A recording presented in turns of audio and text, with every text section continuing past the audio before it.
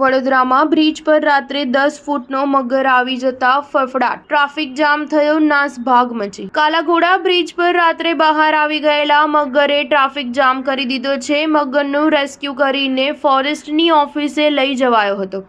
વડોદરામાં વારંવાર મગરો બહાર આવી જવાના કિસ્સાઓ બની રહ્યા છે। હવે તો મગરો રહેણાંક વિસ્તાર તેમજ જાહેર માર્ગો પર પણ દેખાઈ રહ્યા છે। આવી જ રીતે લગભગ 10 ફૂટનો મગર રાત્રે વિશ્વામિત્રી નદીમાંથી બહાર નીકળી કાલાઘોડા બ્રિજ પર આવી જતા લોકોમાં ભારે ગભરાટ ફેલાયો હતો। વાહન ચાલકોમાં પણ નાસભાગ મચી હતી।